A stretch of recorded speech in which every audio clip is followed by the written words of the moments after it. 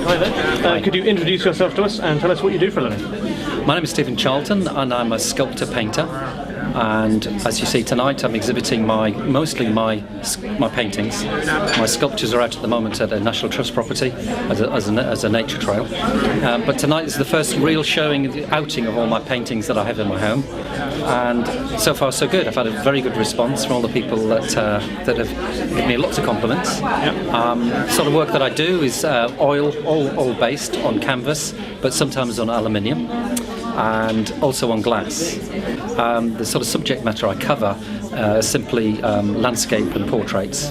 The subject for tonight has been called visual conversation, which simply means that you as a viewer view the piece itself, the pictures, and you have your own conversation. I don't give you a title of each of the pictures, you invent your own as far as I'm concerned. So I don't want to sway you in what you see and what you take in. So it's my emotion that I put down and my experience I put down onto canvas, and you hopefully pick up at the other end. So it's really believing it's taking it from the heart rather than from the head.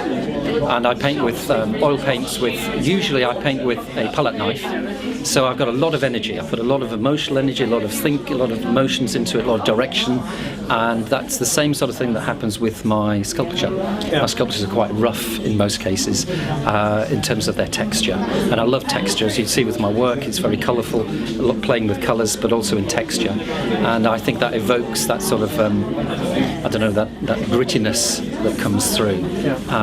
And from tonight again, I'm doing this almost for the first time, should I say, really, and I'm getting a lot of good feedback, so I'll probably do more, but it's all good. Yeah. Can I ask you, when did you start painting? Painting, that's an interesting one, because I'm a graphic designer. I run a design company, and I do this sort of part-time.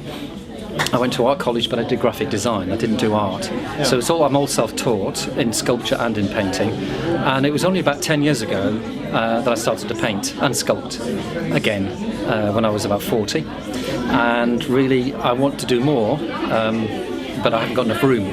So I need to sell to clear the space and do more. So I'm only now just finding my own style and really getting comfortable with what I'm trying to achieve. And I really want to just resonate with other people through essentially my paintings. My sculptures are quite a different thing. My sculptures are based on something called a smile inside, and that is essentially, if I can make you smile when you see my work, then I've done my job. The check would be nice, but a smile inside is what it's all about. And as you see, I do some quirky pieces with animals, mice dancing on balls, hula hooping female hares, things you would normally see anywhere else. And that obviously has raised my profile. I've got collectors now coming in and commissioning. The recent piece I've got is a swinging mouse in a tree, and I've just been commissioned to do another one, which is lovely.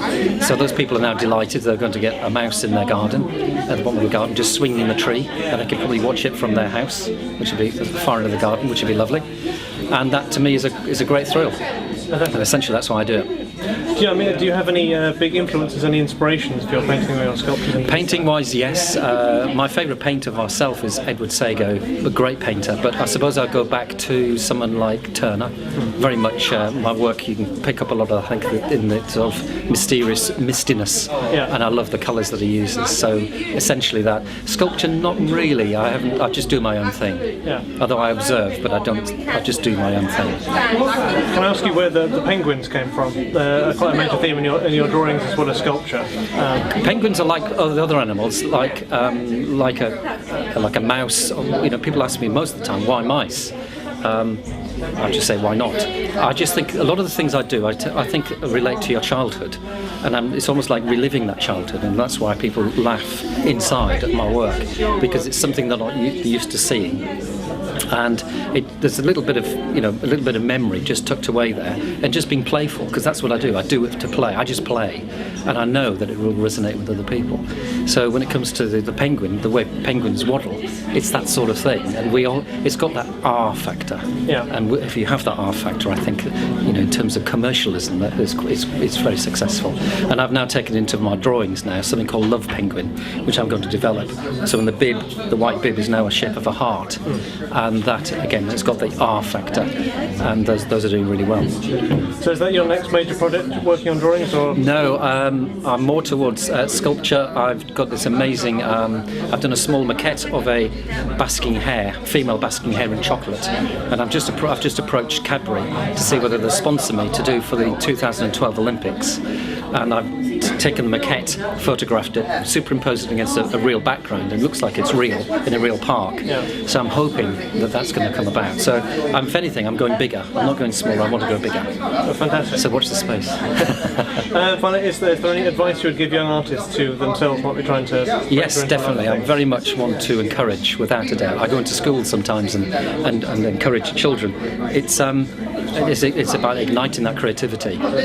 In education, it's all too often that we try to hone it down. I think if in any artist, you just open up. If you feel your style is very restricted, do something complete opposite.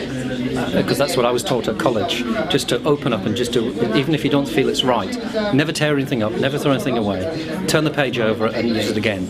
And I just think open yourself up is the secret, I think, because it's amazing what you can produce. Okay, thank you very much for your time. Thank Good luck in the future. Thank you. Thank you. Thanks.